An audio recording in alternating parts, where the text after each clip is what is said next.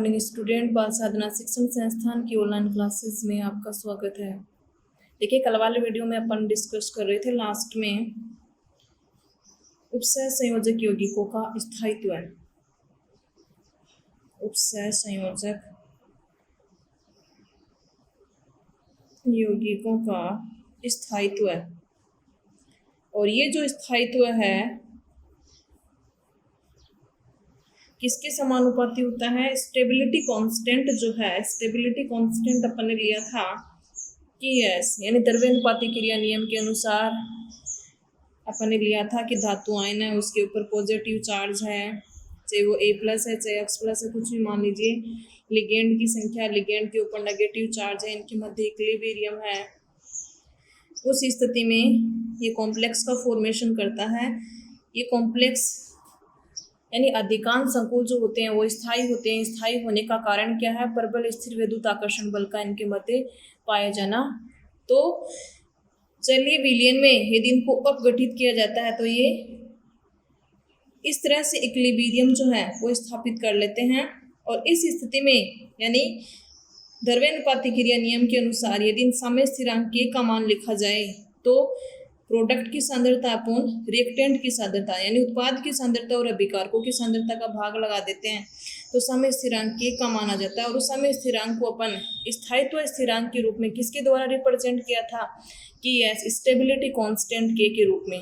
फिर अपन ने एग्जांपल दिया था कि यानी केंद्रीय धातु आयन सेम है, उसके ऊपर चार्ज सेम है, लेकिन उसके पास में आने वाला लिगेंड यदि डिफरेंट है। जैसे मैंने एग्जांपल लिया था कॉपर +2, 4 NH3 लिगेंड इसके संपर्क में जब आते हैं तो CuNH3 इस कॉम्प्लेक्स का फॉर्मेशन करते हैं। तो स्टेबिलिटी कांस्टेंट Ks का जो मान आता है वो आता है 4.5 × 10⁻21। और इसी के संपर्क में यदि दूसरा लिगेंड आ जाए साइनो, जो कि प्रबल क्षेत्र लिगेंड है जिसपे नेगेटिव चार्ज उपस्थित होता है, तो इस कॉम्प्लेक्स का फॉर्मेशन हो जाता है। इसके लिए स्टेबिलिटी कांस्टेंट का जो मान होता है वो होता है 2 × 10⁻27। केंद्रीय धातु आयन सेम है, लिगेंड डिफरेंट हैं, तो इस स्थिति में इनके स्टेबिलिटी कांस्टेंट के मान भी क्या हो जाते हैं? डिफरेंट हो जाते हैं। और स्टेबिलिटी कांस्टेंट का मान जिस भी यौगिक के लिए जितना ज़्यादा होता है उसकी स्टेबिलिटी क्या होती है? उतनी ही ज़्यादा होती है। तो यानी ये स्टेबिलिटी जो है, इसको कौन कौन से कारक हैं वो प्रभावित करते हैं?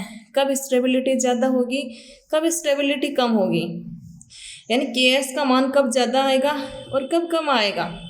ज़्यादा आएगा स्टेबिलिटी बढ़ेगी। अब ज़्यादा कब आएगा? तो इस Ks के मान को यानी कई कारक हैं जो प्रभावित करते हैं।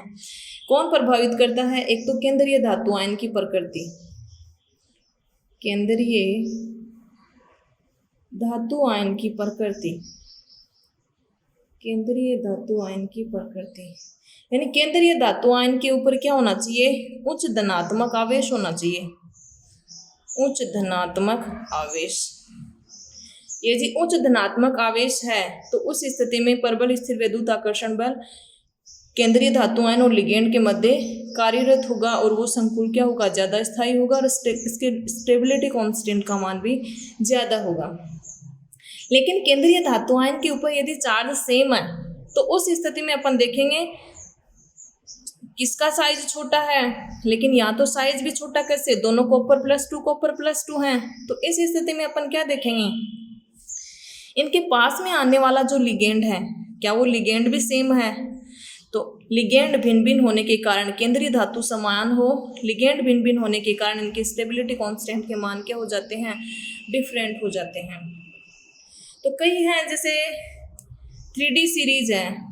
3D सीरीज में अपन स्कैंडियम 21 से जिंक 30 की तरफ जाते हैं। इधर से इधर जाते हैं, कौन सा आवेश बढ़ता है? प्रभावी नाभिकीय आवेश बढ़ता है, इफेक्टिव न्यूक्लियर चार्ज बढ़ता है। आवर्त सारणी में जब अपन बाएं से दाएं जाते हैं एस ब्लॉक से पी ब्लॉक की तरफ।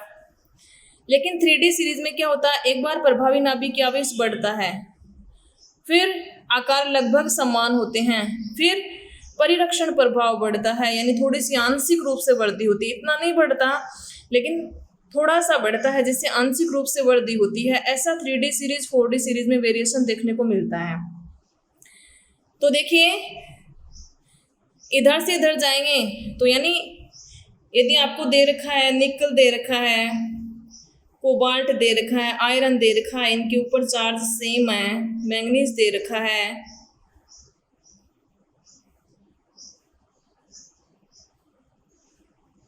तो इस स्थिति में क्या होगा,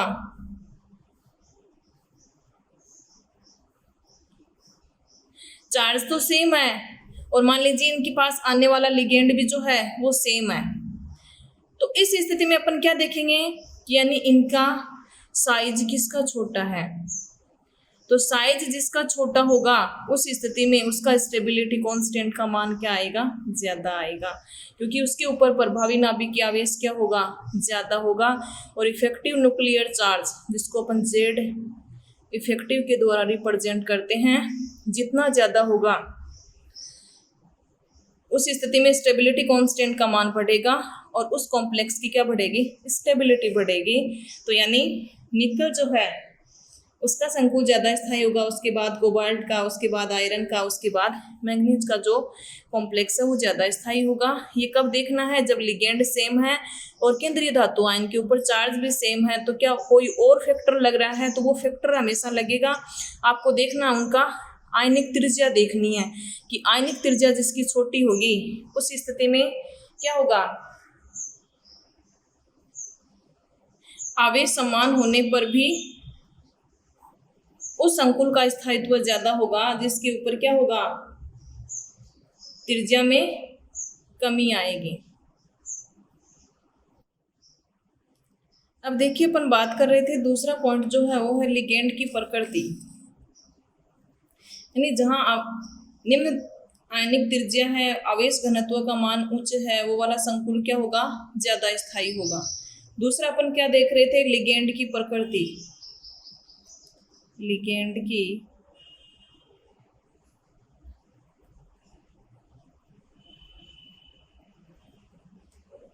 लिगेंड की प्रकृति मतलब जिस लिगेंड के ऊपर जितना ज्यादा नेगेटिव चार्ज होगा उस स्थिति में उस उपसय संयोजक यौगिक का क्या होगा, स्थायित्व अधिक होगा, क्योंकि इस स्थिति में किसका मान बढ़ेगा, स्टेबिलिटी कांस्टेंट का मान बढ़ेगा। जैसे ये वाला एग्जांपल है जहाँ ये न्यूट्रल लिगेंड है, साइनो क्या है, एनायनिक लिगेंड है, ऋणायनिक यानी नेगेटिव चार्ज है। यहाँ इसमें भी डाइपोल मोमेंट जो उत्पन्न हो जाएगा जो ही ये इसके संपर्क में आएगा। CFT के अकॉर्डिंग जो अपन ने पहले देखा था कि न्यूट्रल लिगेंड जब संपर्क में आता है तो ये द्विध्रुव की तरह बिहेव करने लग जाता है और इसका ऋणात्मक सिरा जो है वो केंद्रीय धातु आयन की तरफ विस्थापित हो जाता है। तो नेगेटिव चार्ज जितना ज्यादा होगा उसका स्थायित्व क्या होगा, उतना ज्यादा होगा। अर्थात चार्ज जितना ज्यादा होगा, चाहे वो लिगेंड है चाहे मेटल है, उस स्थिति में स्टेबिलिटी कांस्टेंट का मान बढ़ेगा और स्थायित्व बढ़ेगा। तीसरा जो है वो है किलेशन। किलेशन मतलब वलयीकरण या किलेटीकरण, किलेटीकरण या वलयीकरण एक ही बात है। किलेशन मतलब किलेट लिगेंड अपन ने पहले भी पढ़ा था। किलेट लिगेंड यानी ऐसे लिगेंड जो केंद्रीय धातु आयन के साथ यानी 2 या 2 से अधिक बंध बना करके एक किलेट का फॉर्मेशन कर लेता है। तो उस स्थिति में किसका, यानी जैसे डाइडेंटेट लिगेंड है, ट्राइडेंटेट लिगेंड है, ये केंद्रीय धातु आयन के साथ क्या बना लेते हैं, 2-3 बंध बना लेते हैं। उस स्थिति में किसका फॉर्मेशन हो जाता है, किलेट का। जैसे एथिलीन डाइअमीन है, वो केंद्रीय धातु आयन के साथ क्या बनाता है, 2 बंध बना लेता है। तो क्या बन जाती है, यहाँ पर एक किलेट बन जाती है, एक वलय बन जाती है। वो 4 मेंबर्ड भी हो सकती है और 6 मेंबर्ड भी हो सकती है। 6 मेंबर्ड जो होती है वो मोर स्टेबल होती है 5 मेंबर्ड की तुलना में।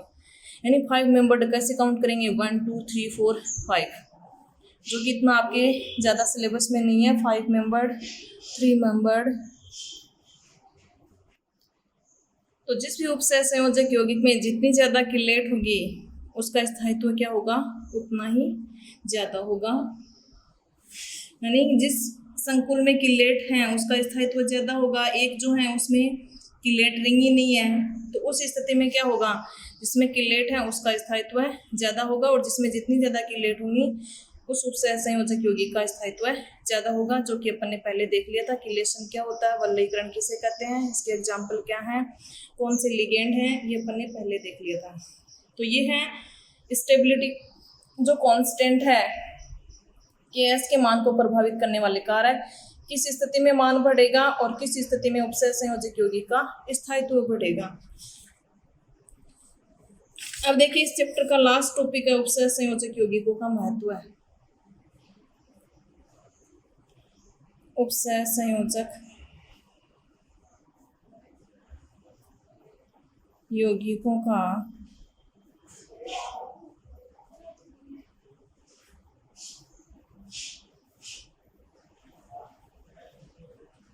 क्या महत्व है, यानी उपसह संयोजक यौगिक जो हैं इनका उपयोग कहाँ कहाँ किया जाता है, क्या इनका उपयोग है। तो उपसह संयोजक यौगिक जो हैं, एक तो इनका उपयोग जो है वो जैव प्रणाली में होता है, जैव प्रणाली में कैसे, यानी उपसह संयोजक यौगिकों के जो संकुल होते हैं उनकी जैव तंत्र में महत्वपूर्ण भूमिका होती है। जैसे रक्त का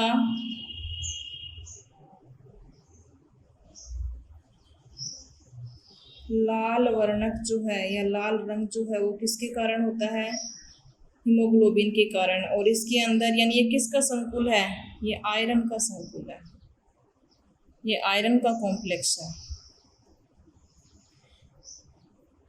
एक जो है वो है प्लेटिनम का एक संकुल है, सिस प्लेटिनम, प्लेटिनम का कॉम्प्लेक्स, प्लेटिनम का कॉम्प्लेक्स जो है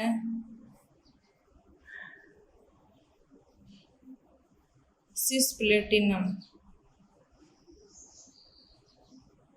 सिस प्लेटिनम कौन सा होता है, यानी Pt केंद्रीय धातु आयन NH32Cl2, ये कॉम्प्लेक्स है। सिस और ट्रांस कैसे बनाएंगे, जब पास पास में है समान लिगेंड या एक तरफ है, ये क्या हो गया, सिस हो गया। और ट्रांस बनाएंगे तब क्या करेंगे, क्लोरो को यहाँ ले आएंगे या NH3 को यहाँ ले आएंगे, तो क्या बन जाएगा, इसका ट्रांसफॉर्म बन जाएगा। तो सिस प्लेटिनम जो है उसका उपयोग कहाँ किया जाता है, कैंसर के उपचार में किया जाता है, कैंसर के उपचार में किया जाता है।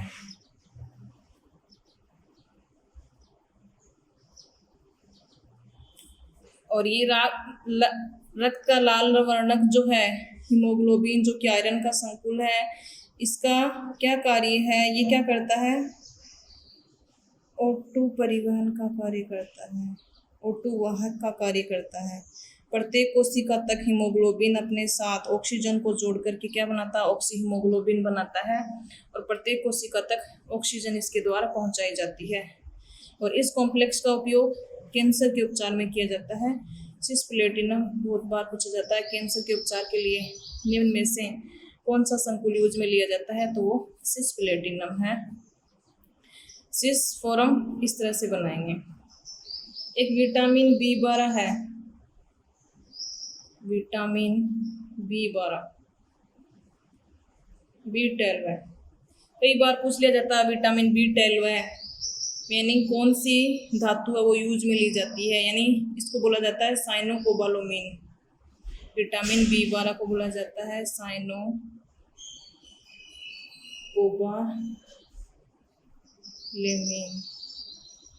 साइनोकोबालामिन जो कि किसका कॉम्प्लेक्स है, कोबाल्ट का कॉम्प्लेक्स है।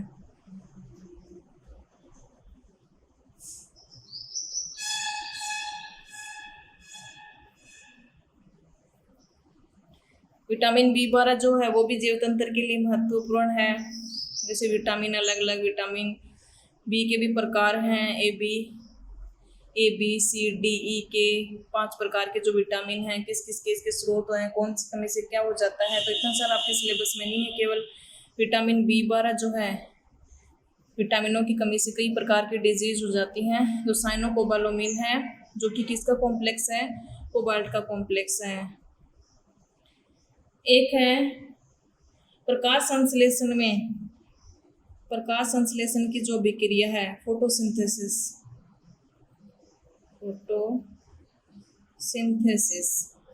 प्रकाश संश्लेषण के अभिक्रिया में क्लोरोफिल के रूप में किसका उपयोग किया जाता है? मैग्नीशियम का जो संकुल है उसका उपयोग वो किया जाता है। यानी किसका संकुल होता है? वो मैग्नीशियम का संकुल होता है। एक जो है वो है शॉर्ट में जिसको बोलते हैं BAL, ब्रिटिश एंटी लुईसाइड। इसकी फुल फॉर्म है ब्रिटिश एंटी लुईसाइड। एक संकुल यौगिक है जो कि आर्सेनिक, मरकरी, लेड,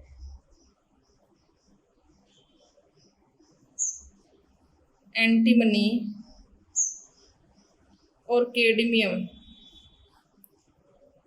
के इलाज के रूप में प्रयुक्त होता है। यानी यदि शरीर में इनकी मात्रा अधिक हो जाए तो ये किस प्रकृति के होते हैं? विषैली प्रकृति के होते हैं। तो एक संकुल यौगिक है जो कि आर्सेनिक, मरकरी, लेड,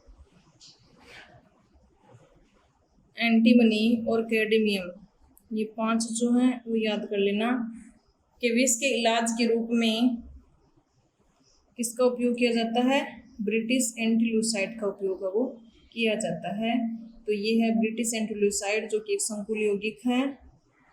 इनके विष के इलाज के रूप में इसका उपयोग है वो किया जाता है। फोटोसिंथेसिस में मैग्नीशियम का संकुल है जो कि क्लोरोफिल के निर्माण के लिए उत्तरदायी होता है। विटामिन B12 को साइनोकोबालामिन कहते हैं जो कोबाल्ट का कॉम्प्लेक्स है। कैंसर के इलाज के रूप में सिसप्लेटिनम का उपयोग किया जाता है जिसका फॉर्मूला ये होता है। आयरन का संकुल यानी हीमोग्लोबिन जिसमें जो है वो ऑक्सीजन वाहक का कार्य करता है। रक्त का लाल रंग जो होता है वो हीमोग्लोबिन वर्णक के कारण होता है। अब है धातुओं के निष्कर्षण में भी जो है उपसर्ग संयोजक यौगिकों का उपयोग किया जाता है। धातुओं के निष्कर्षण में दूसरा जो महत्व है वो है धातुओं के निष्कर्षण में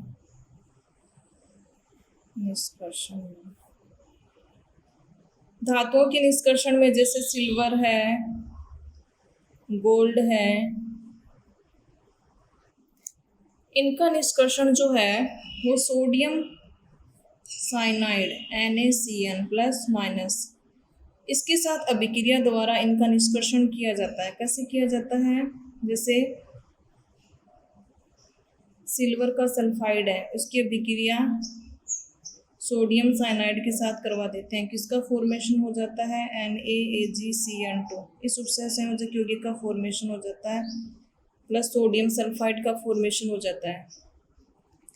तो देखिए अब ये जो बना है संकुल NaAgCN2, इसकी अभिक्रिया फिर से जिंक धातु के साथ करवा देते हैं तो क्या हो जाता है? इस संकुल का फॉर्मेशन हो जाता है। नाम इस उपसर्ग संयोजक यौगिक का आपको लिखना है। यानी इसका नाम क्या होगा और इसका नाम क्या होगा। उपसर्ग संयोजक यौगिकों के नाम मैंने आपको सिखाए हैं। पहले आयनिक मंडल का नाम, फिर समन्वय मंडल का नाम, और ये धातु क्या हो जाती है। यानी सिल्वर सल्फाइड जो है एक अयस्क है और उस अयस्क की अभिक्रिया अपन किससे करवाएंगे? सोडियम साइनाइड के साथ अभिक्रिया करवा करके कॉम्प्लेक्स बन जाता है जिसकी फिर से अभिक्रिया जिंक धातु के साथ करवाई जाती है। तो इस स्थिति में कौन सी धातु निष्कर्षित हो जाती है? सिल्वर धातु निष्कर्षित हो जाती है। तो यानी गोल्ड का भी निष्कर्षण कर लिया जाता है। गोल्ड है उसकी अभिक्रिया करवाएंगे, गोल्ड का कॉम्प्लेक्स बनेगा, फिर उसकी अभिक्रिया जिंक धातु के साथ करवा देंगे। यानी गोल्ड जो है जो कि इम्प्योर है उसकी अभिक्रिया करवा देंगे NaCN के साथ, सोडियम साइनाइड के साथ प्लस H2O और O2 के साथ। इस स्थिति में कॉम्प्लेक्स बनेगा NaAuCN2 प्लस सोडियम हाइड्रोक्साइड बनेगा। अब ये जो कॉम्प्लेक्स बना है इसकी अभिक्रिया करवा देंगे जिंक धातु के साथ तो इस स्थिति में ये वाला कॉम्प्लेक्स बनता है और गोल्ड जो है वो क्या हो जाती है, पृथक हो जाती है। तो यानी धातुओं के निष्कर्षण में उपसय संयोजक यौगिकों का उपयोग कैसे किया जाता है, यानी चाहे सिल्वर है चाहे वो गोल्ड है, उसके अयस्क जो हैं उनकी अभिक्रिया सोडियम साइनाइड के साथ करवा देते हैं, तो बनने वाला जो उपसय संयोजक उसकी जिंक धातु के साथ यदि क्रिया करवा देते हैं तो ये धातु क्या हो जाती हैं, पृथक हो जाती हैं। एक है गुणात्मक विश्लेषण में। गुणात्मक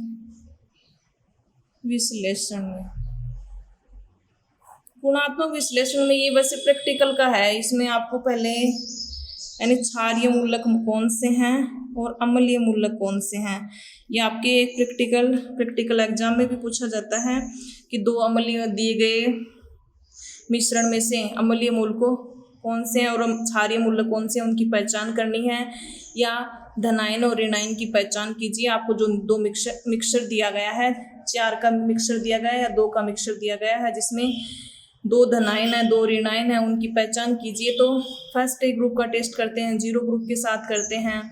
तो वो जो टेस्ट है वहाँ पर गुणात्मक विश्लेषण में किसका उपयोग करते हैं, ये उपसय संयोजक यौगिक जो है उनका गुणात्मक विश्लेषण में क्षारीय मूलकों के प्रथम समूह में, यानी प्रथम समूह में कौन कौन से आते हैं, इनके पृथक्करण के लिए इनकी अभिक्रिया जो है AgCl, पृथक्करण के लिए AgCl का सफ़ेद अवक्षेप आता है, फिर उसकी सोडियम हाइड्रोक्साइड के साथ क्रिया करवाते हैं। तो ये इतना वैसे इम्पोर्टेंट नहीं है इसमें कि यानी इतनी सारी अभिक्रियाएं याद करोगे तो इनमें से इतना क्वेश्चन नहीं आता कि उपसय संयोजक यौगिकों का महत्व बताइए। इसमें आपको याद क्या करना है, याद जो इस वाले टॉपिक में आपको चीज़ करनी है, इनके उपसय संयोजक यौगिकों के नाम जो हैं वो आपके ध्यान होना चाहिए। बस महत्व में एक तो ये वाला पॉइंट याद कर लेना, एक वो जीव तंत्र वाला वो याद कर लेना, जीव प्रणाली वाला, यानी रक्त में लाल वर्णक जो है यानी हीमोग्लोबिन जो है वो किसका संकुल है, यानी आयरन का संकुल है। विटामिन B12 जो है वो कोबाल्ट का संकुल है। सिस प्लेटिनम क्या होता है, कैंसर के उपचार में उसका उपयोग किया जाता है। Bl का फुल फॉर्म क्या है। तो वो जो चीज़ें हैं वो आप याद कर लेना। एक आपको याद क्या करना है, गुणात्मक विश्लेषण में यानी जब प्रैक्टिकल का वर्क होगा तो उस स्थिति में तो आपको ये समझ आ जाएगा। प्रथम समूह द्वितीय समूह पढ़ाने को तो ये आप रटने लग जाओगे। इसमें 8-10 रिएक्शन दे रखी हैं कि प्रथम समूह आ गया फिर द्वितीय समूह आ गया। तो ये प्रैक्टिकल का ज़्यादा है, थ्योरी में नहीं पूछा जाता। थ्योरी में जो क्वेश्चन आएगा या तो CFT से क्वेश्चन आएगा या आइसोमेरिज्म में से क्वेश्चन आएगा उनमें से, और प्लस 2 नंबर का जो है उपसय संयोजक यौगिक का नाम से सूत्र या सूत्र से नाम। तो पहले तो दोनों थे, यानी अब जो है आपके केवल नाम दे रखे हैं, नाम से सूत्र लिखना नहीं दे रखा। पहले सिलेबस में दोनों चीजें थी। तो इस बार आपकी जो होगा यानी केवल उपसय संयोजक यौगिक का नाम पूछा जाएगा, दे दिया जाएगा इस उपसय संयोजक। तो 2 नंबर का क्वेश्चन वहां से हो जाएगा और 2 नंबर का या तो CFT से पूछा जाएगा, क्रिस्टल फील्ड थ्योरी इंपॉर्टेंट है, या फिर VBT से पूछा जाएगा, या फिर आइसोमेरिज्म है, ऑप्टिकल आइसोमेरिज्म ज़्यादा इंपॉर्टेंट है। उसमें जो टाइप दे रखे हैं फेक और मर आइसोमर जो हैं वहाँ से क्वेश्चन पूछा जाएगा। तो वो जो है वो ज़्यादा इंपॉर्टेंट है। बाकी इसमें मैं फर्स्ट डे का सेकेंड डे का पूरा बता दूंगी, वो रिएक्शन आप रटने लग जाओगे जिनका कोई मतलब नहीं है। कि चतुर्थ समूह में जिंक का परीक्षण किया जाता है, तीसरे समूह में आयरन का परीक्षण किया जाता है, उसकी पोटेशियम फेरोसाइनाइड के साथ अभिक्रिया करवाते हैं।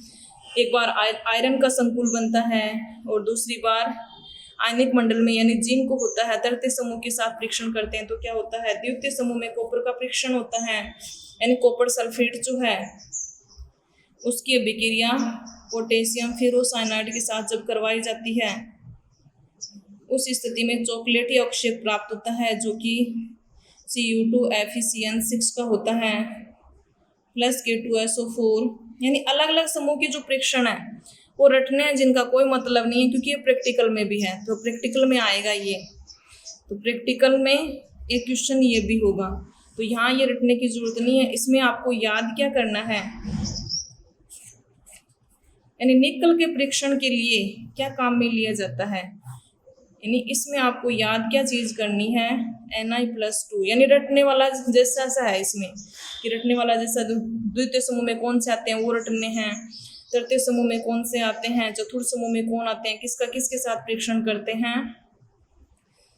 बाकी इतना कोई इंपॉर्टेंट नहीं है, यहाँ से क्वेश्चन नहीं आएगा। Na+2 का परीक्षण जो है वो इसकी डाईमिथाइल गोलाइऑक्सिम विलयन के साथ अभिक्रिया करवा के करते हैं। डाईमिथाइल ग्लाइऑक्सिम DMG, जिसको शॉर्ट में बोला जाता है DMG, ये यदि शॉर्ट में दिया किसी उपसय संयोजक यौगिक में तो इसका नाम होता है डाईमिथाइल ग्लाइऑक्सिम। डाईमिथाइल ग्लाइऑक्सिम। अब इसका सूत्र क्या होता है डाईमिथाइल ग्लाइऑक्सिम का?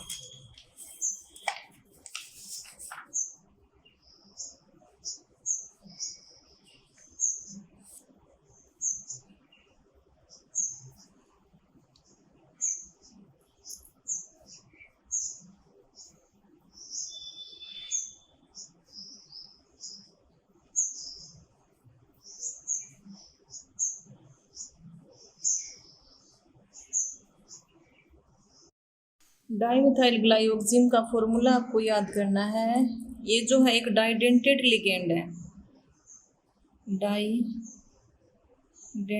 Ligand,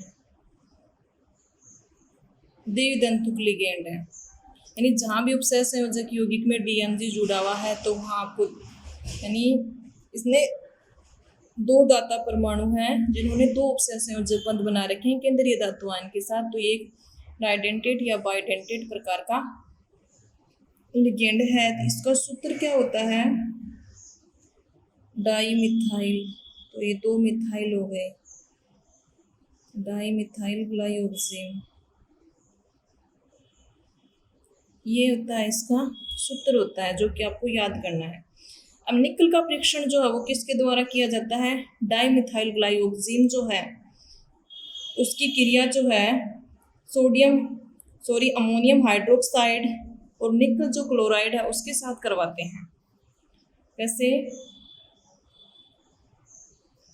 NaCl2 plus ammonium hydroxide, ये दो लेते हैं अमोनियम हाइड्रोक्साइड, प्लस एक ले लेते हैं डाईमिथाइल ग्लाइऑक्सिम।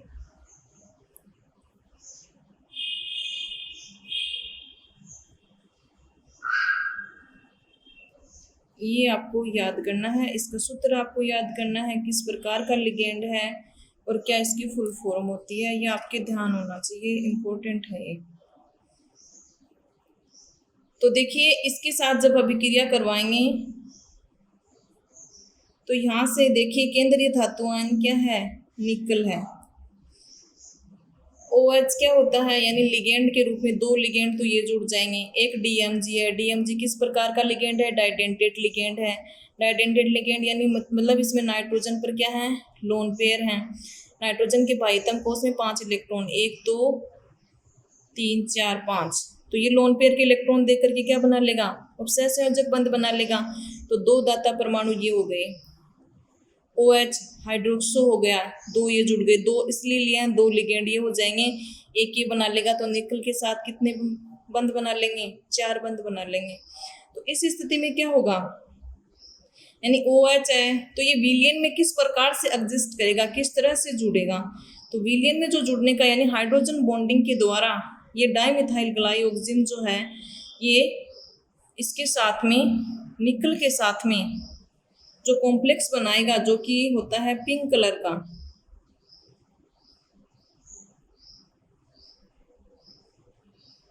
पिंक कलर का कॉम्प्लेक्स बनाएगा। उसकी स्ट्रक्चर क्या होगी, यानी यहाँ से जो दो OH दिए जाएंगे और फिर दो अपन ये ले लेंगे, क्योंकि यहाँ से ये जो दो OH जो लिगेंड के रूप में है OH माइनस,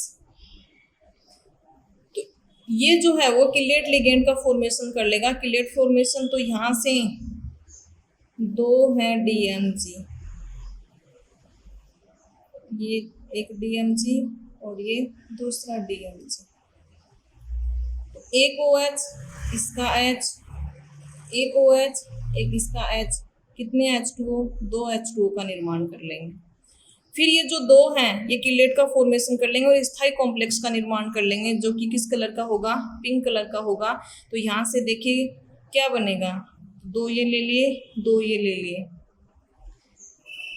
2NH4 हो गए, 2Cl2, तो क्या बाहर निकल जाएगा, 2 अमोनियम क्लोराइड या अनुसादर प्लस क्या बन जाएंगे, 2H2O बन जाएंगे, दो OH ये हो गए, OH लिगेंड, H प्लस यहाँ से दिया जाएगा, 2H2O बन गए, 2NH4Cl बन गया। अब ये यहाँ पर कितने हैं, दो हैं, तो दो हैं जो केंद्रीय धातु आयन के साथ किस तरह से बंध बना लेंगे, यानी एक के साथ में O है और दूसरे के साथ में OH है, एक एक हाइड्रोजन जो है एक एक DMG का OH माइनस के साथ में क्रिया करके किसका फॉर्मेशन कर लिया, जल का फॉर्मेशन कर लिया।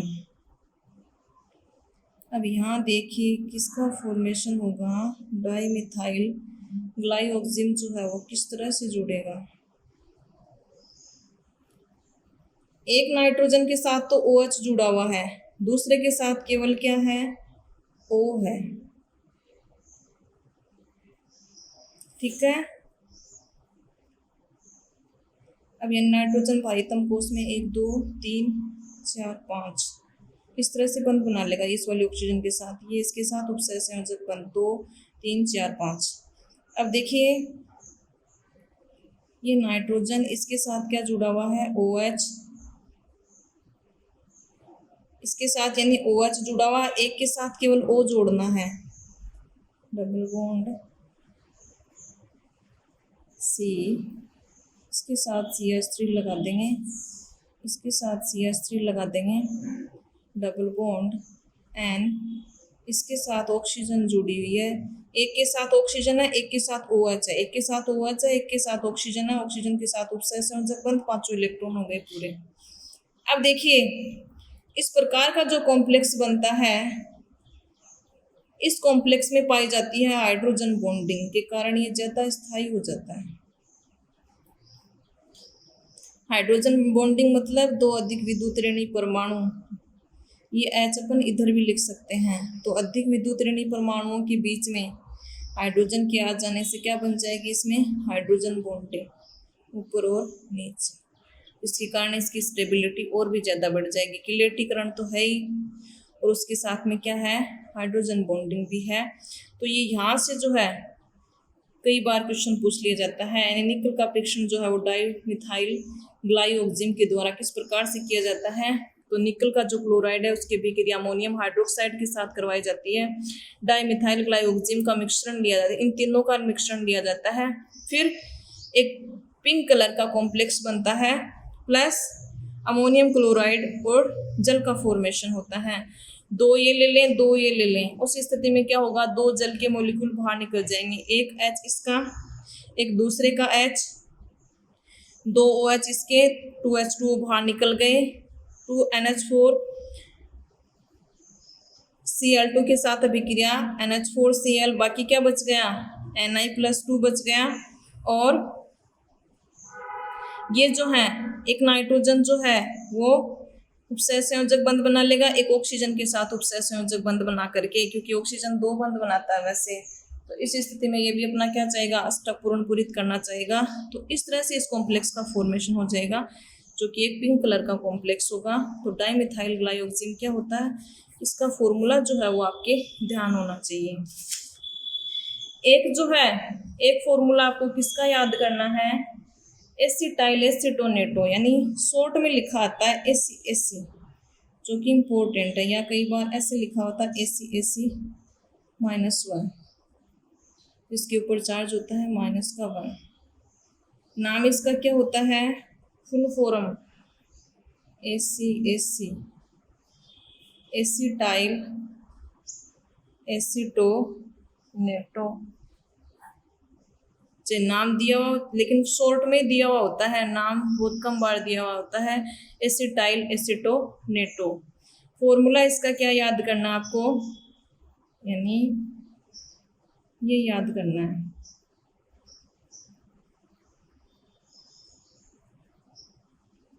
चाहे तो ये याद कर लो, ये यहाँ पर कॉर्नर पे क्या है, कार्बन है। इस तरह का मैंने आपको सिखाया है जब ऑर्गेनिक केमिस्ट्री में IUPAC नाम सिखाए थे, तो इस तरह के भी मैंने आपसे पूछे थे।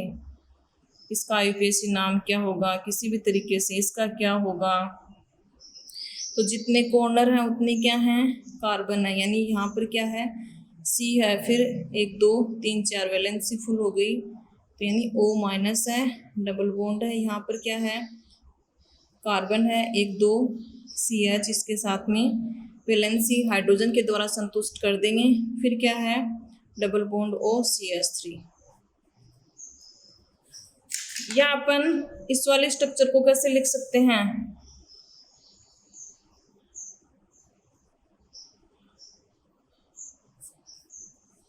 यानी हो सकता है ये इधर आ जाए और फिर ये वाला चार्ज यहाँ चला जाए और ये वाला चार्ज कहाँ आ जाए, ये यहाँ आ जाए।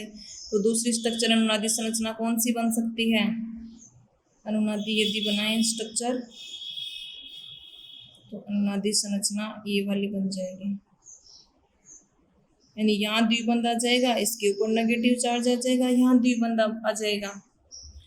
फिर अपन इनकी अनुनाद संकर संरचना बनाएं एसिटाइल एसीटोनेटो की। यानी देखिए